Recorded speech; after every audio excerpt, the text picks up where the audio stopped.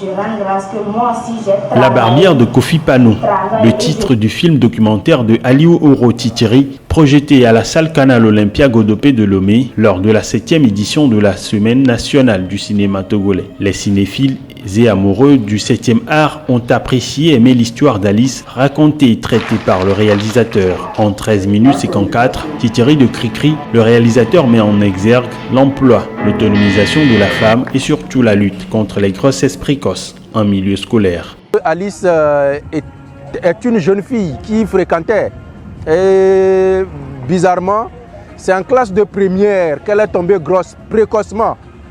Et d'abord, étant désespérée, elle s'est dit bon, c'est fini pour elle. Et très rapidement, après l'accouchement, elle a décidé de prendre son destin en main en embrassant le métier de barbier, généralement réservé aux hommes.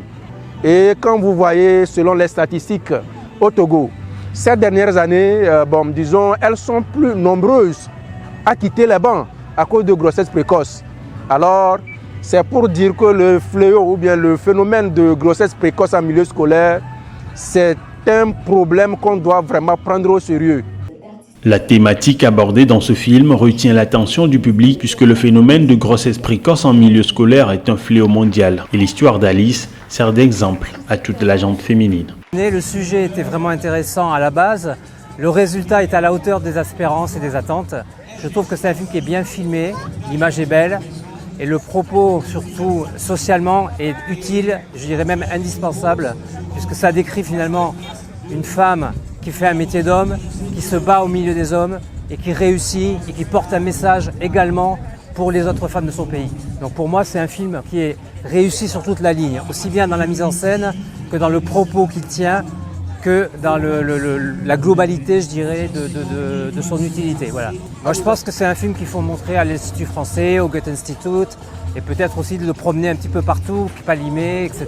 Parce que c'est un film qui intéresse forcément toute la nation togolaise, et pas que togolaise d'ailleurs. Parce que c'est un film qui finalement a quelque chose de très panafricain, puisque ça délivre un message finalement pour les femmes africaines. J'ai aimé le travail d'Alice. Le film d'Alice, n'importe quel travail, tu es une fille ou une femme, tu veux apprendre un boulot, il ne faut pas te dire que parce que je suis femme.